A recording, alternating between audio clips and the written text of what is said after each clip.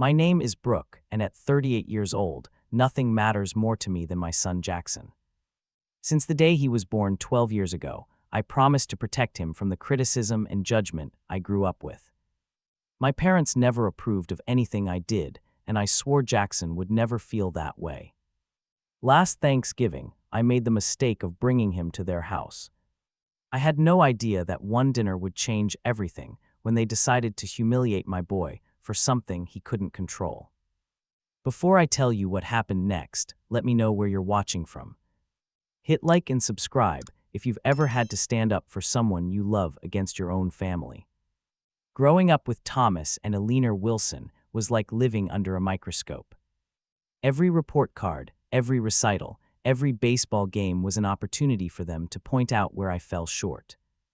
My father, a successful corporate attorney, expected nothing less than perfection. A 98% on a test wasn't cause for celebration, but reason to ask about the 2% I missed. My mother, the principal of a private school, approached parenting like she was grooming the next Harvard valedictorian. "Brooke, your posture is atrocious," my mother would say at family dinners. "How do you expect to command respect looking like that?" "Son, second place is just the first loser," my father would lecture after my swim meets, even when I broke my personal records. Nothing was ever good enough. I wasn't smart enough, athletic enough, ambitious enough, or well-spoken enough. The constant criticism shaped my childhood into a desperate quest for approval I never received. By 18, I was burned out, anxious, and determined to create as much distance as possible between myself and their toxic expectations. When I met Audrey in college, her warmth and genuine acceptance felt like stepping into sunlight after a lifetime in shadow. She loved freely, laughed easily, and never made her affection conditional on achievement. Her family embraced me immediately, showing me what healthy family relationships could look like. "Your parents really did a number on you," Audrey said one night after I apologized profusely for getting a B on a midterm. "You know that's not normal, right? Parents are supposed to love you for who you are, not what you achieve." The concept was foreign to me then. When Audrey became pregnant with Jackson, my initial joy quickly turned to panic. What if I became my father? What if criticism and disappointment were the only parenting tools I knew? "We're going to break that cycle," Audrey promised, holding my trembling hands. "We'll parent from love, not fear." And that's exactly what we did. From the moment Jackson was born, we celebrated his uniqueness. When we discovered his dyslexia at age 7, we approached it as simply another part of who he was, not a defect to be corrected or hidden. Reading would always be more challenging for him, but his spatial reasoning and artistic abilities were exceptional.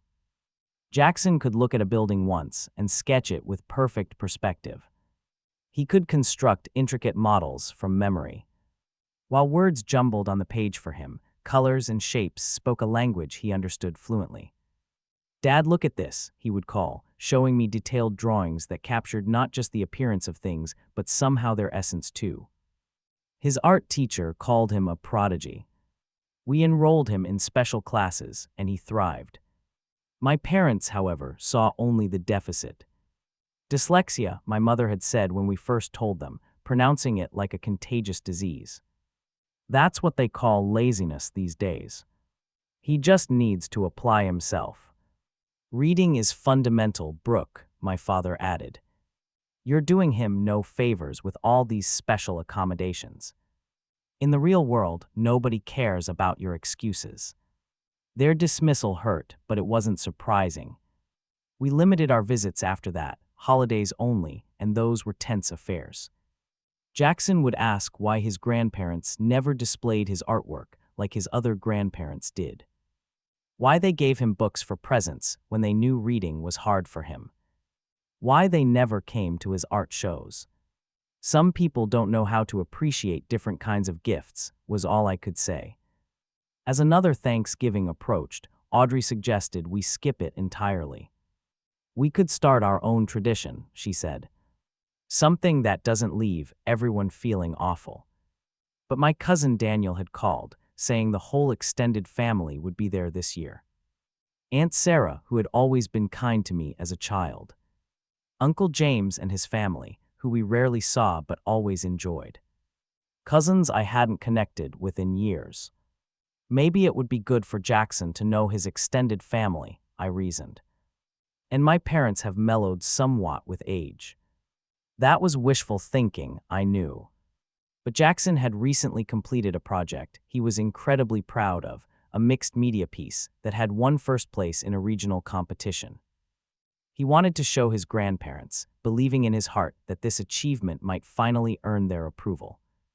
"Are you sure?" Audrey asked the night before, watching me pack Jackson's portfolio carefully into the car. "No," I admitted.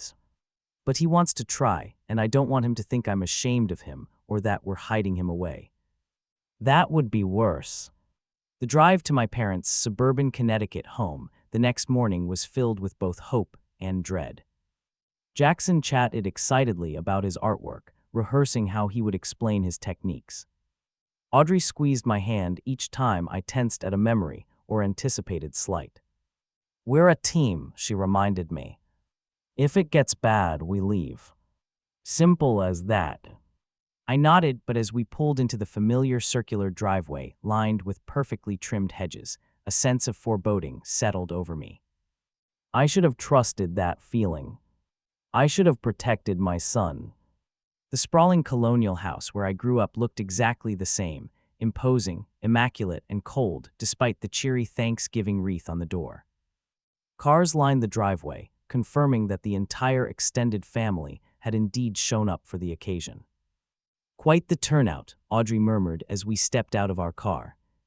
Jackson clutched his portfolio case, suddenly nervous. "What if nobody likes my art, Dad?" I knelt down, straightening his collar. "Your art is amazing, buddy. And remember, your worth isn't determined by other people's opinions. Not even Grandma and Grandpa's." The words were right, but my voice betrayed my own anxiety. Jackson was perceptive enough to notice. "It's okay, Dad. I know they're tough." My 12-year-old son was comforting me. I forced a smile and rang the doorbell. My mother answered, perfectly coiffed and wearing an apron that looked more decorative than functional. "There you are, finally." Everyone else arrived on time, her standard greeting criticism before hello. "Hi, Mom. Happy Thanksgiving." I leaned in for the obligatory cheek kiss. "Goodness, Jackson, you've shot up like a weed," she said, looking him up and down. "Though you're still quite thin." "Don't they feed you?" She directed this at Audrey, who maintained her polite smile. "Growing boys burn calories fast," Audrey replied evenly. "And Jackson's been very active with his art." My mother's smile tightened at the mention of art. "Well, come in before all the heat escapes." The house was buzzing with conversation. Aunt Sarah spotted us immediately and rushed over, wrapping me in a genuine hug before bending to Jackson's level. "There's my favorite artist. Your dad sent me pictures of your latest project, absolutely brilliant." Jackson beamed, his shoulders relaxing slightly. My father appeared from his study, martini already in hand. "Brook." Audrey, he nodded at them, then looked down at Jackson. "Boy, not even his name." "Dad, Jackson brought something to show you later," I said, trying to bridge the gulf. My father glanced at the portfolio case and gave a dismissive nod. "We'll see if there's time after dinner." He turned away, moving to greet my Uncle James with considerably more enthusiasm. Jackson's face fell, and I felt the familiar burn of anger and hurt on his behalf. Audrey squeezed my arm in warning. "Not yet. Don't make a scene already." Cousin Daniel swooped in, saving the moment. "Jackson, man, you grew a foot since last year. Come meet my kids. They're dying to play that new video game you were telling them about." With Jackson temporarily occupied with his second cousins, Audrey and I made the rounds. The divide in my family was clear, those who embraced us warmly and those who kept a cool distance, following my parents' lead. Aunt Sarah pulled me aside near the appetizer table. "I'm glad you came," she said quietly. But I should warn you, your mother's been on a tear about standards all morning. Something about Jackson's school report. I sighed. My mother still had connections at the school district and had probably been snooping into Jackson's records. His grades are fine. His reading scores are lower because of his dyslexia, but his teachers are working with him. I know that and you know that, Sarah said, but your mother has been telling everyone he's falling behind and how you need to be firmer with him. The food in my mouth turned to ash. Thanks for the heads up. When we were called to dinner, I made sure Jackson sat between Audrey and me, as far from my parents as the large table allowed. But distance couldn't protect him from what came next. Before we eat, my mother announced, let's go around and say what we're thankful for. And perhaps the children can share their recent accomplishments, her gaze fixed meaningfully on Jackson. My cousin's daughter Emma went first, listing her Strata report card and soccer team captaincy. Daniel's son Tyler mentioned his science fair win. Each achievement was met with appropriate praise. Then it was Jackson's turn. I'm thankful for my parents and my art teacher, Ms. Rivera, he began confidently.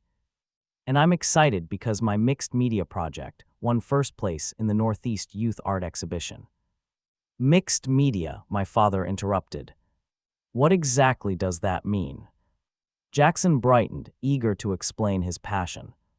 It's when you use different materials together to make art. Mine has painting, collage, and some 3D elements made from. Sounds messy, my mother cut in. Emma, didn't you say you're taking advanced mathematics this year? The deliberate pivot wasn't lost on anyone. Audrey tensed beside me. Actually, I interjected, Jackson's piece is being displayed at the Municipal Arts Center downtown. It's quite an honor, only 10 students from the entire state were selected. My father picked up his menu, changing the subject. Let's order. I'm starving. As we reviewed the Thanksgiving menu my mother had printed, a formal affair in their house, Jackson squinted at the small, decorative font. What's a compote? He asked quietly, struggling with the word. Before I could answer, my mother sighed dramatically. Honestly, Jackson, it's a simple word. Compote. Fruit cooked in syrup.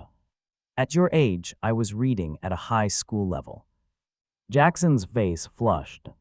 Sorry, Grandma. The letters sometimes get mixed up for me.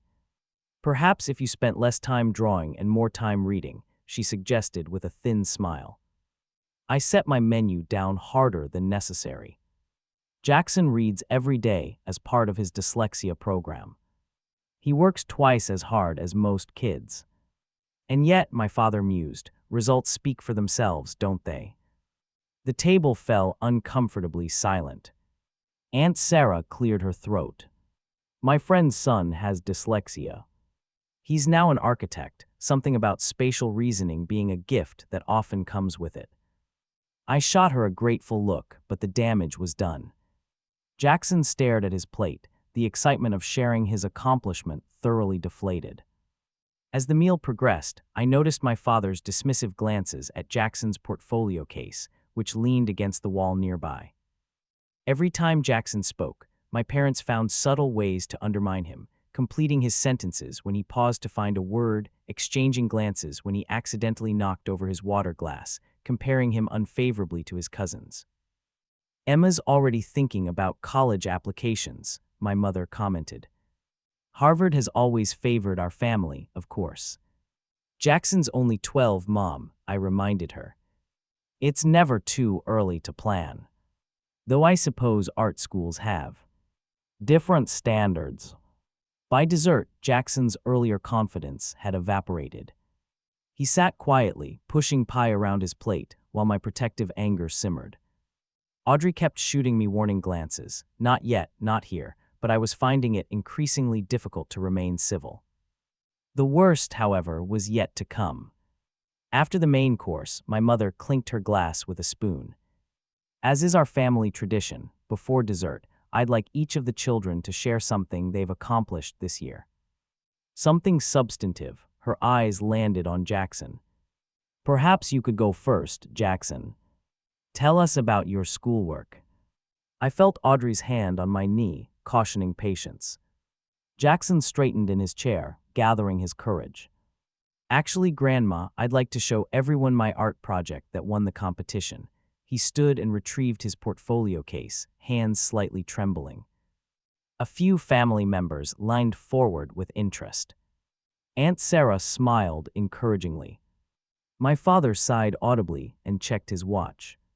Jackson carefully removed the mixed media piece, a striking urban landscape that transformed into a natural scene, using materials he'd collected and crafted over months. It was genuinely impressive, showing technical skill well beyond his years. This is called Between Two Worlds, he explained, standing it carefully on an empty chair where everyone could see. I wanted to show how nature and cities can exist together. Very creative, Aunt Sarah commented. Uncle James nodded appreciatively. My mother examined it with pursed lips. It's colorful, though I don't see how gluing trash to a canvas is considered fine art. It's not trash, Alina, Audrey said, her voice tight. Each element was carefully selected and prepared. My father barely glanced at it. In my day, real achievements were academic. When I was 12, I had already won the state debate championship. Jackson swallowed hard but pressed on. I also wrote an artist's statement that I had to read at the exhibition. He pulled out a folded paper from his pocket. Would anyone like to hear it? I would, Daniel said firmly, glaring at my father. Jackson unfolded his paper and began to read. My artwork explores the connection between human construction and natural.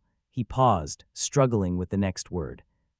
Construction, my mother corrected impatiently. I know, Jackson said quietly. Sometimes I need a moment with longer words. He continued reading, having to pause several times, working through his statement with determination despite his difficulty. I watched my parents exchange glances, my father rolling his eyes, my mother sighing dramatically. Then came the moment that changed everything. Jackson reached a particularly complex sentence about juxtaposition and environmental harmony. The words tangled on the page for him, and he stumbled, restarted, and stumbled again. My father chuckled. Actually chuckled at my son's struggle. Perhaps we should move on to Emma's achievements, my mother suggested with a dismissive wave. This is rather painful to listen to. Mom, I warned, my voice low. But my father leaned toward my mother, speaking in a stage whisper clearly meant to be heard. I told you the boy has problems. Brook and Audrey are too soft on him. Jackson froze, paper trembling in his hands. Let him finish, Audrey insisted, her face flushed with anger. What for? My mother replied. He clearly can't read properly. All this art business is just a distraction from addressing the real issue. Jackson tried again, his voice smaller now. The contrast between geometric and organic forms represents. My father laughed outright this time. Good Lord, boy, it's organic, basic vocabulary. My mother joined his laughter. Really, Brook, you should have him tested again. This is beyond dyslexia. He's 12 and can't read a paragraph he wrote himself. I stood abruptly, my chair screeching against the hardwood floor. That's enough. But they continued, my mother wiping tears of mirth from her eyes. He's just a kid, Brook. He'll get over it. No need to be so dramatic. The room fell silent except for their inappropriate laughter. Jackson stood perfectly still, his artist's statement crushed in his white-knuckled grip, his face a mask of humiliation and hurt. Every adult at the table watched in horrified silence. Emma and Tyler looked uncomfortable, while Aunt Sarah's expression was pure outrage. I was frozen in that moment, a lifetime of conditioning keeping me paralyzed between defending my son and not causing a scene. My throat closed up, shame and fury warring inside me. Audrey half rose from her seat, but before either of us could act, Jackson did something I'll never forget. He carefully set down his crumpled paper. He looked directly at his grandparents, his young face composed despite the tears shining in his eyes. And in a clear, unwavering voice that silenced the entire room, my 12-year-old son said, "I'll never forget this." The table fell completely silent. My father's smirk froze, then faded. My mother's laughter died in her throat. 20 people sat motionless, the weight of Jackson's simple declaration hanging in the air like a thunderclap. I found my voice at last. "Jackson." But he wasn't finished. Still standing straight, looking directly at his grandparents, he continued in that same clear, steady voice. "I know reading is hard for me. I practice every day, even when the letters swim and flip around. Even when it gives me headaches. Even when kids at school used to make fun of me," his voice didn't waver. "But nobody at school laughs at me anymore. Only my grandparents do that." My father shifted uncomfortably. "Now, boy, we weren't." "My name is Jackson," he corrected him. "Not boy, I'm your grandson, and you don't even know me. You don't know that I won the state junior chess championship last spring. You don't know that I'm teaching myself computer animation. You don't know anything about me except that reading is hard for me, and that's the only thing you see." The room remained deathly quiet. Aunt Sarah was nodding slightly, tears in her eyes. "I brought my art to show you because I thought maybe, just once, you might be proud of me for something I can do well. But you decided to laugh at me instead." He took a deep breath. "So I'll never forget this. And I'll never bring you anything I care about ever again." He carefully picked up his artwork, placed it back in the portfolio, and zipped it shut. Then he looked at me. "Can we go home now, Dad?" Something broke loose inside me, the chains of approval-seeking that had bound me to my parents for 38 years. I stood and placed my hand on Jackson's shoulder. "Yes, we can." I turned to my parents, finding my own courage in my son's example. "What you just did was unforgivable. Jackson has a diagnosed learning disability that makes reading challenging. Despite that, he excels in multiple areas and works harder than any child I know. He wanted your approval, and you humiliated him for your own amusement." My mother's face paled. "Brooks, you're overreacting." It was just cruel," Audrey finished, standing beside us. "And completely unnecessary." "We're leaving," I announced. "Enjoy the rest of your Thanksgiving." Aunt Sarah stood too. "Brooke, wait. Not everyone here agrees with what just happened." She looked pointedly at my parents. "Thomas Eliner, you owe Jackson an apology." My father waved dismissively. "The boy is being oversensitive. In my day, children respected their elders and didn't make scenes at dinner." "In your day," Daniel countered, "people also thought smoking was healthy and beating children was discipline. Times change for good reasons." My mother looked around the table, apparently surprised to find no allies. "Well, I never. We were just having a little fun. Jackson needs to develop a thicker skin if he's going to succeed in life." "No," I said firmly. "Jackson needs to be surrounded by people who value him for who he is, not tear him down for what he struggles with. And right now, that's not you." We gathered our things while my parents sat in stony silence. Several relatives followed us to the door, offering quiet support and apologies. "You should be ashamed," Aunt Sarah told my parents as we left. "Both of you."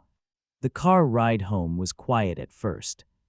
Jackson sat in the back seat, still clutching his portfolio, staring out the window. I glanced at him in the rearview mirror, my heart breaking. "I'm so sorry, buddy," I finally said. "We shouldn't have gone.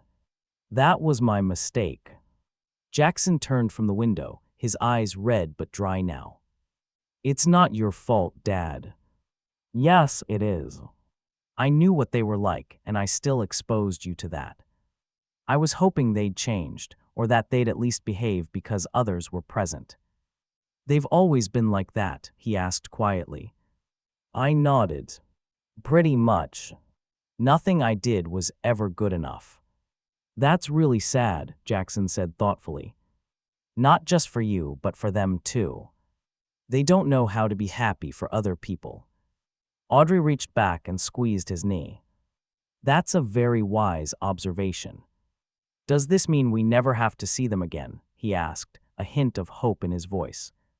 I exchanged a look with Audrey. We'll need to talk about that, I said carefully. But I promise you'll never be put in a situation like that again. When we got home, Jackson disappeared to his room while Audrey and I talked in hushed, angry voices in the kitchen.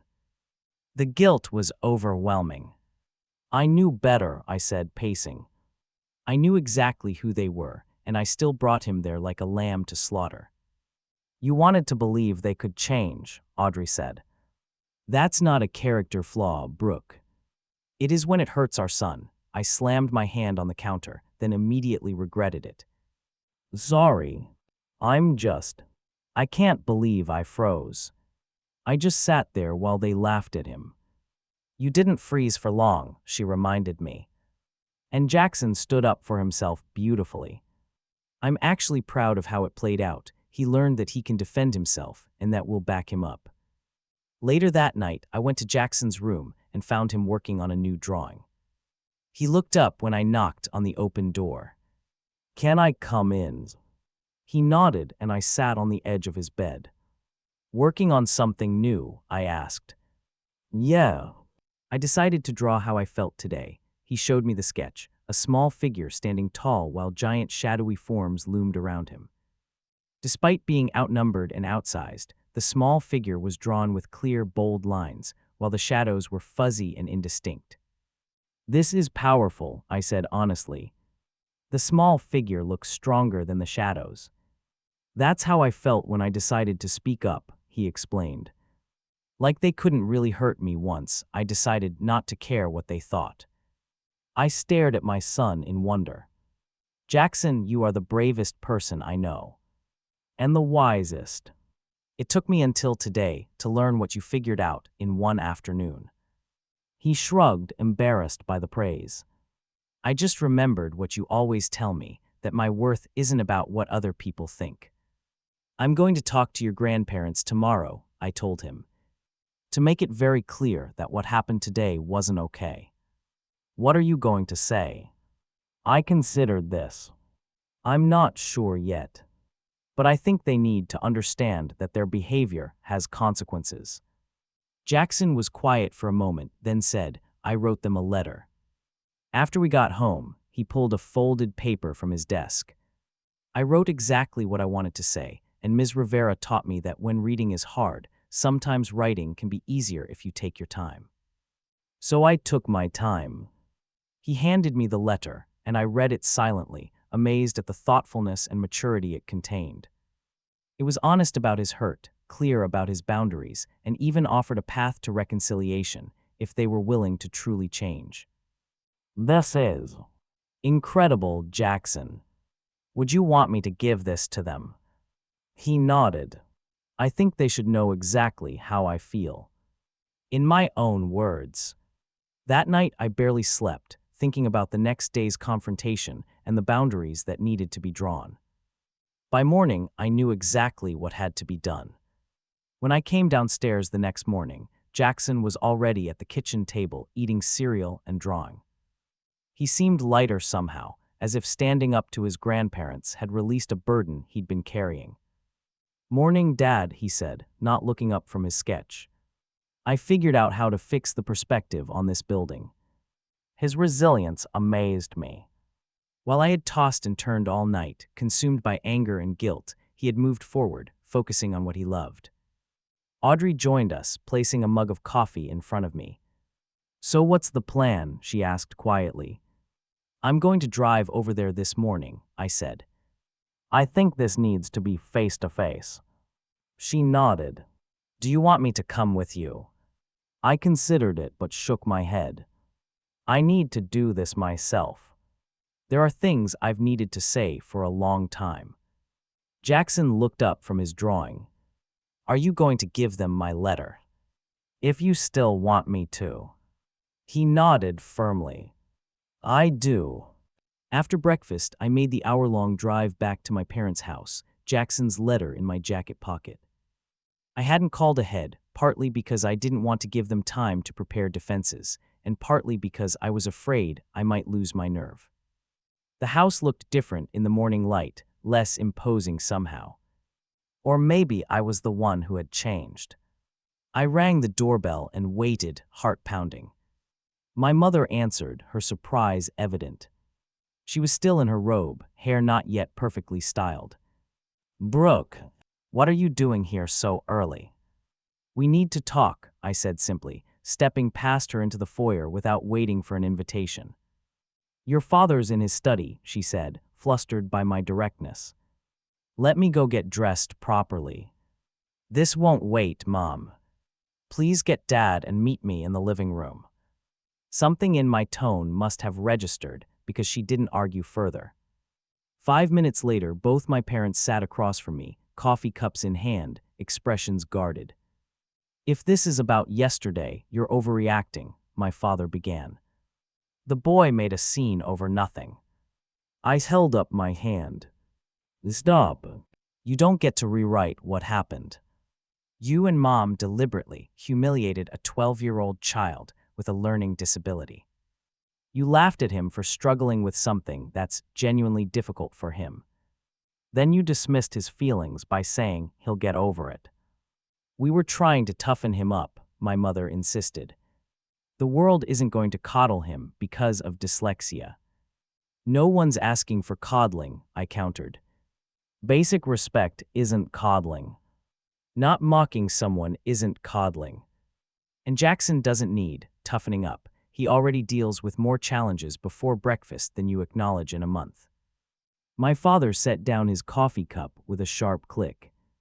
"This tone is unnecessary, Brooke. We're your parents. We deserve respect." "Respect is earned," I said evenly. "And yesterday you lost any claim to it.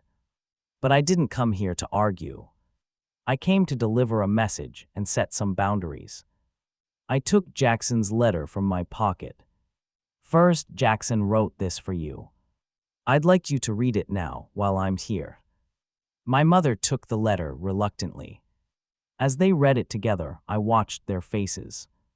Jackson had written about his experience of dyslexia, how hard he worked, how it felt when letters rearranged themselves before his eyes, how their laughter had made him feel worthless in that moment. He explained that art wasn't an escape or distraction, but his way of communicating when words failed him. He told them he had hoped they might be proud of him just once, and how their rejection hurt more because they were family. The letter ended. "I would like to have grandparents who want to know me for who I really am. If you decide you want to be those grandparents someday, I might be ready to try again. But not until you understand that how you treated me was wrong." My mother's hand trembled slightly as she folded the letter. My father stared straight ahead, jaw tight. "He's manipulating you with this," my father said finally. "This is overly dramatic." I stood up. And that response tells me everything I need to know. So here are the boundaries. You will not see Jackson again until you can acknowledge the harm you caused, genuinely apologize to him, and demonstrate that you're capable of treating him with respect and kindness. "You can't keep our grandson from us," my mother protested. "Actually, I can and will. I'm his father, and my job is to protect him, even from family members who hurt him. I failed at that yesterday, but I won't fail again." "This is ridiculous," my father blustered. "We raised you better than this." "Did you?" "Because all you taught me was that love is conditional, approval must be earned, and nothing is ever good enough. It took becoming a parent myself to understand how damaged that approach is." I took a deep breath. "Look, I'm not saying this relationship can't be repaired. But it has to start with you acknowledging the harm you've caused, not just to Jackson, but to me too." "Harm?" My father stood now, voice rising. "We gave you every advantage. Private schools, summer programs, connections for your first job. And criticism for every misstep. Disappointment as your default response to my achievements. A constant message that I wasn't measuring up. I kept my voice steady. You don't get credit for providing material advantages when you withheld the one thing a child actually needs: unconditional love. My mother's eyes welled with tears. We've always loved you, Brooke. Maybe in your own way, I conceded. But love without acceptance isn't really love. And I won't let Jackson grow up thinking he has to earn his worth like I did. My phone buzzed with a text. It was from Aunt Sarah. Several of us are concerned about what happened yesterday. Let us know how we can support you and Jackson. I showed them the message. You should know that I'm not the only one who saw what happened for what it was. Aunt Sarah, Uncle James, Daniel, they all reached out last night and this morning. The family is united in thinking your behavior was unacceptable. That landed hard. My parents had always been the patriarchs of the extended family, their opinions carrying weight, their approval sought by relatives. The idea that others were siding against them visibly shook them. They'll come around, my father said, but his voice lacked conviction. No, Dad, they won't. Because they saw exactly what happened, and unlike me, they don't have decades of conditioning to overcome before speaking up. I moved toward the door. I've said what I came to say. The ball is in your court now. And if we refuse these demands, my mother asked stiffly. I turned back. Then you will have chosen your pride over your relationship with your grandson and son. That's your right. But choices have consequences, and I won't shield you from those anymore. My father's face had reddened. We raised you, sacrificed for you, and this is how you repay us. By holding your son hostage to force our compliance. Jackson isn't a hostage or a pawn, I replied calmly. He's a child who deserves protection from people who have proven they'll hurt him. Even if those people are his grandparents. I left them standing in their perfect living room, surrounded by photographs of family gatherings where everyone smiled for the camera while tension simmered beneath the surface. For the first time in my life, I walked out of my parents' house without feeling like I was escaping. I was simply leaving, boundaries intact, on my own terms. The days following Thanksgiving unfolded in unexpected ways. I had braced myself for angry calls from my parents, perhaps flying monkeys sent to pressure me into backing down. Instead, there was silence from them and surprising support from elsewhere. Aunt Sarah called the day after my confrontation. I wanted you to know that several of us left right after you did, she told me. Your mother tried to salvage the dinner, but no one was having it. Uncle James told them point blank that they'd crossed a line. Really? Uncle James, he had always been quiet, diplomatic. Oh, yes. He said he's watched them tear you down for years and wasn't going to sit by while they started on Jackson too. She paused. I should have spoken up sooner, Brooke. We all should have. Daniel called next, inviting Jackson for a weekend playdate with his kids. Tyler hasn't stopped talking about Jackson's artwork. Apparently, it's the coolest thing ever, and Emma wants to learn chess from him. These connections felt like healing balm on an old wound. The family I'd kept at arm's length out of fear, they shared my parents' judgment, were reaching out, showing me they had seen the truth all along. A week passed with no word from my parents. I was both relieved and saddened. Part of me had hoped they might reflect and recognize their behavior for what it was. Another part knew this silence was entirely in character. They had always responded to confrontation by withdrawing, letting the Cold War of silence do their punishing for them. Then on day 10, Audrey called me at work.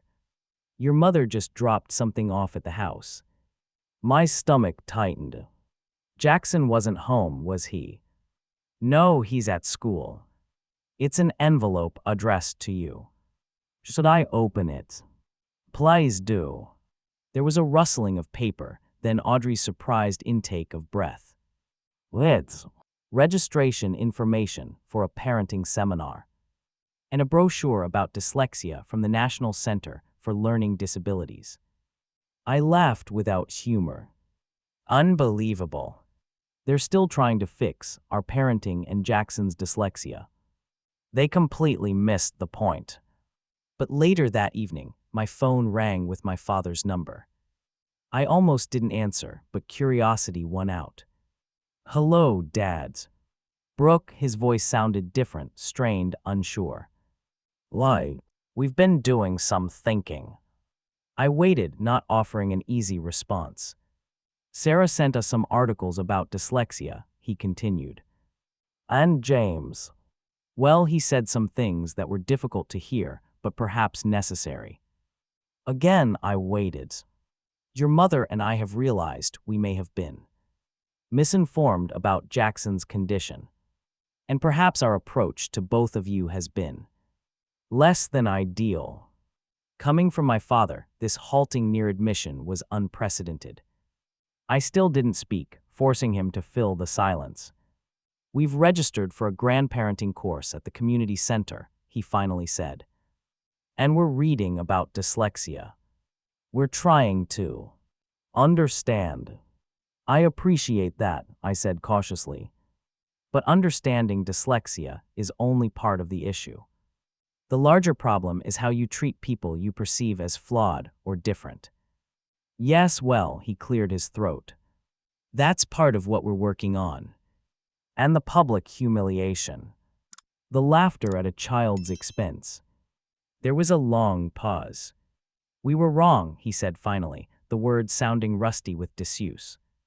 "We were wrong to laugh at Jackson. It was cruel and I'm ashamed of our behavior." The admission stunned me into momentary silence.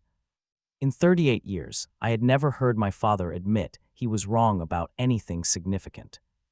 "Do you understand why it was so hurtful?" I pressed. "Because he's just a child. Because dyslexia isn't his fault. Those are factors, yes. But mainly because he trusted you enough to be vulnerable, to share something difficult and important to him, and you betrayed that trust for a cheap laugh." Another long pause. "I see that now," he said quietly. "Your mother and I. We've been talking a lot since you came over. About you, about Jackson, about our own parents." He sighed heavily. "We weren't given the tools to parent differently than we did. But that's an explanation, not an excuse." It wasn't a full apology, but it was more self-reflection than I'd ever heard from him. "What exactly are you hoping for here, Dad?" "A second chance," he said simply. "Not immediately. We understand we need to earn it. But eventually." "That would ultimately be Jackson's decision," I told him. "And he'd need to see real change, not just words." "We understand." Another pause. "Several of the family have declined our invitations since Thanksgiving." Sarah was quite direct about why. So there it was, the social consequences were hitting home. My parents had always cared deeply about appearances and their standing in the family. Now, for perhaps the first time, they were experiencing collective disapproval. "I'm not asking anyone to take sides," I said. "They've taken sides on their own," he replied. And perhaps rightly so. After we hung up, I sat in my home office, turning the conversation over in my mind. Was this the beginning of genuine change, or just damage control? My parents had always been masters of saying what needed to be said to maintain their position, only to revert to form once the crisis passed. I called Aunt Sarah. Dad just called with what sounded almost like the start of an apology. "Has something been happening in the family I don't know about?" Sarah laughed. "You could say that. Your cousin Lisa uninvited them from her Christmas party. Uncle James told them he wouldn't be attending their New Year's gathering for the first time in 30 years. And I may have started a group text where several of us agreed not to pretend everything was normal this year." "You didn't have to do that," I said, touched by the solidarity. "Yes, we did. We've all enabled their behavior for too long, making excuses, letting things slide for the sake of family peace. But watching what they did to Jackson, that was a wake-up call for many of us. Some things shouldn't be tolerated, even from family." especially from family. Meanwhile, Jackson continued to thrive. We enrolled him in art therapy, where he created powerful pieces processing his feelings about the Thanksgiving incident. His art teacher, Ms. Rivera, entered another of his works in a national competition. And his reading program was showing steady progress, each small victory celebrated in our home. One evening, as I helped him with a school project, he asked suddenly, "Do you think Grandma and Grandpa will ever change?" I considered my answer carefully. People can change if they truly want to, but it's hard work that takes time. Some people aren't willing to put in that effort. He nodded thoughtfully. I hope they do. Not because I want to see them again right away, but because it seems sad to be the way they are, not knowing how to be happy for other people. His compassion, even for those who had hurt him, humbled me. When did you get so wise? I asked, ruffling his hair. He grinned. Must have gotten it from Mom. 2 weeks later, my mother called Audrey. We've been taking this grandparenting class, she said hesitantly. The instructor suggested writing letters of amends. We've written one to Jackson, but we wanted to ask first if it would be okay to send it. Audrey, to her credit, didn't immediately agree. I think that's something Brook and I should discuss with Jackson. He was deeply hurt, and we need to consider what's best for him right now. Of course, my mother said, sounding uncharacteristically deferential. We understand.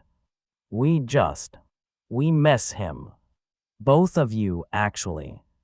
When Audrey relayed this conversation, we decided to ask Jackson how he felt about receiving a letter from his grandparents. I think I'd be okay reading it, he said after consideration. But I don't want to see them yet. I'm not ready. That's completely fair, I assured him. And you don't have to be ready on anyone's timeline but your own. The letter arrived the next day, addressed to Jackson. We let him read it privately first, then he brought it to us at the kitchen table. They said they're sorry for laughing at me, he reported. And that they're learning about dyslexia now. They said they want to come to my next art show. He seemed cautiously pleased, but not entirely convinced. Do you think they mean it? I think they want to mean it, I said honestly. Whether they can follow through consistently is something only time will tell. Audrey squeezed his shoulder. What matters is that you get to decide if and when you're ready to give them another chance. There's no rush. Jackson nodded, folding the letter carefully. I think I want to wait a while. See if they keep trying even when I don't answer right away. That's very smart, I told him. Actions over time tell us more than words in the moment. And so we waited, maintaining our boundaries while leaving the door cracked open for eventual reconciliation, on our terms, not theirs. The power dynamic had shifted permanently. My parents were no longer the authorities whose approval I desperately sought. They were flawed individuals who needed to earn a place in our lives. The family holiday dynamics shifted too. Instead of the obligatory gathering at my parents' house, we accepted Aunt Sarah's invitation for Christmas. It was the first truly enjoyable family holiday I could remember, relaxed, accepting, filled with genuine laughter and connection. This is what family is supposed to feel like, Audrey whispered to me as we watched Jackson playing board games with his cousins, no one correcting his occasional reading errors, everyone cheering his strategic moves. Better late than never, I replied, feeling a weight lift that I hadn't even realized I'd been carrying all these years. 6 months after the Thanksgiving incident, spring had transformed our Connecticut neighborhood into a riot of greens and blossoms. Jackson's art continued to flourish. His latest piece had not only won a national competition, but was being displayed in a professional gallery downtown. The exhibition opening was today, and Jackson had spent the morning getting ready, both excited and nervous. Dad, he called from his room. Can you help me with this tie? I found him standing before his mirror in a button-up shirt and slacks, wrestling with a necktie. You know you don't have to wear a tie if you don't want to, I reminded him, coming to his rescue. I know, but Ms. Rivera said artists sometimes dress up for their openings. It's part of the professional experience. He stood patiently while I adjusted the tie. Dad, I've been thinking about something. What's that, buddy? I think I might be ready to invite Grandma and Grandpa to the exhibition. My hands stilled on his tie. Are you sure? There's absolutely no pressure. He nodded seriously. They've been sending me letters every 2 weeks for 6 months now. And they haven't tried to make me feel bad or said anything about my reading. Grandpa even sent me that book about famous artists with dyslexia. It was true. My parents' efforts had been consistent and appropriate. No love bombing, no attempts to circumvent our boundaries, just steady, respectful communication. They'd completed their grandparenting course, joined a support group for families of children with learning differences, and according to Aunt Sarah, had made genuine apologies to several family members for their past behavior. If that's what you want, we can invite them, I agreed. But remember, you can change your mind at any time. And Mom and I will be right there with you. I know, he said confidently. I'm not worried about that anymore. I made the call after lunch, half expecting my parents to have a conflict or make excuses. Instead, my mother sounded genuinely moved by the invitation. We would be honored to attend, she said, voice thick with emotion. Thank you for giving us this chance. I set clear expectations. They would behave respectfully, make no comments about Jackson's reading or learning differences, and follow our lead on when to arrive and depart. To my surprise, they agreed without argument. We understand this is a privilege, not a right, my father said. We won't abuse the opportunity. The gallery was already bustling when we arrived that evening. Jackson's piece, a multi-layered cityscape that transformed depending on the viewing angle, had been given prominent placement near the entrance. Ms. Rivera greeted us warmly, praising Jackson's talent and work ethic to Audrey and me. He has an exceptional spatial awareness and color sense, she said. And his commitment to improving his technical skills is remarkable for someone his age. Jackson beamed under the praise, standing a little taller in his dress shoes and tie. We had arranged to meet my parents inside rather than arrive together, giving Jackson control over the interaction. When they entered the gallery 15 minutes later, I was struck by how nervous they looked, my confident, assertive parents suddenly unsure and out of their element. Jackson spotted them and, after a moment's hesitation, walked over. Hi, Grandma. Hi, Grandpa. Thank you for coming. My mother's eyes were suspiciously bright. We wouldn't have missed it, Jackson. Thank you for inviting us. Would you like to see my piece? He offered. Very much, my father said with unexpected gentleness. We watched from a distance as Jackson led them to his artwork, explaining his concept and techniques. I couldn't hear what they said, but I saw my father nod attentively, asking questions and listening to the answers. My mother reached out once as if to touch Jackson's shoulder, then stopped herself, respecting his physical boundaries. When they approached us afterward, my father extended his hand formally. Congratulations, Brook.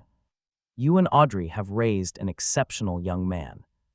His talent is remarkable. Thank you, I said, accepting the handshake. He works incredibly hard. We can see that, my mother said. She turned to Jackson. Your artwork is beautiful, Jackson. The way you've captured light and perspective shows real understanding and skill. Jackson's smile was cautious but genuine. Thanks, Grandma. There's refreshments in the back if you want some. The evening progressed with careful civility. My parents made appropriate conversation, asked respectful questions about Jackson's art, and didn't once mention his dyslexia or reading. When another child artist struggled to read their artist statement aloud, I watched my parents carefully. They remained attentive and supportive, my father even applauding enthusiastically when the child finished. As the event wound down, my mother approached me while Jackson was speaking with some other young artists. I know one evening doesn't erase the past, she said quietly. But I want you to know we're committed to doing better. The grandparenting course opened our eyes to how damaging certain approaches can be. She hesitated. Your father and I have also started therapy, separately and together.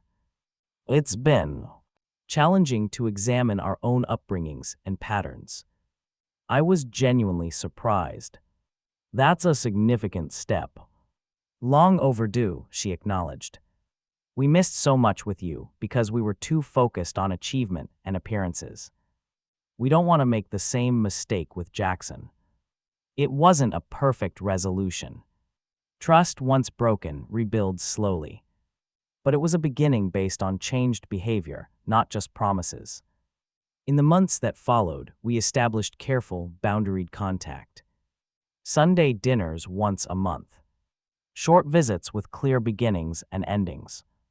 My parents learning to interact with Jackson on his terms, asking about his interests, celebrating his strengths, respecting his challenges without trying to fix them. The most telling moment came when Jackson won a chess tournament, but struggled during the awards ceremony, stumbling over words when asked to make a brief speech. My father, sitting beside me in the audience, remained perfectly supportive, whispering, "He's handling this with such grace." Not "why isn't he better prepared?" Not "he should practice reading more," just genuine admiration for his grandson's courage. That night after Jackson had gone to bed, Audrey and I sat on our back deck, reflecting on how much had changed. Do you think they've really transformed? She asked. Or are they just on their best behavior because they know the stakes? A bit of both, probably, I admitted. But I'm not sure the reason matters as much as the consistency. They're showing Jackson respect and acceptance. That's what counts. And what about you? She pressed gently. Has this helped heal some of your own wounds from childhood? I considered this. I don't think those scars ever completely fade.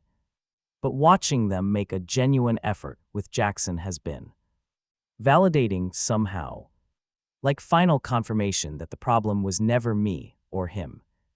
It was their approach to parenting and relationships. Breaking generational patterns is incredibly hard, Audrey observed. You did it when you became a father. Now they're trying to do it as grandparents. Better late than never, I said, echoing my words from Christmas. The most profound change, though, was within myself. Standing up to my parents had broken a lifetime of conditioning. I no longer sought their approval or measured my worth through their eyes. That freedom had transformed my parenting, my marriage, and my sense of self. Jackson, too, had grown from the experience. Having found his voice in that painful moment at the Thanksgiving table, he continued to advocate for himself at school, with friends, and yes, with his grandparents. He carried himself with a quiet confidence, secure in the knowledge that his worth wasn't determined by others' judgments. One evening, as I helped him with a new art project, he said thoughtfully, "You know what I learned from everything that happened with Grandma and Grandpa?" "What's that?" "That sometimes the people who should love you the most can hurt you the worst. But also that people can change if they really want to. And that it's okay to give second chances, but only after they show they've really changed." That's wisdom beyond your years, I told him. He shrugged. And I learned that standing up for yourself doesn't have to mean yelling or being mean. Sometimes the strongest thing is just saying how you really feel, even if your voice shakes. I pulled him into a hug, overwhelmed with pride and love for this remarkable child. You taught me that, you know. Watching you stand up to Grandma and Grandpa gave me the courage to finally do the same. Really? He asked, surprised. Really? Sometimes our children laid the way forward. The journey wasn't over. Relationships, especially complicated family ones, require ongoing work and vigilance. Boundaries needed maintenance, old patterns could resurface, and trust remained fragile.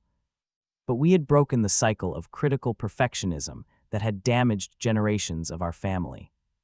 Jackson would grow up knowing his worth wasn't tied to achievement or others' approval.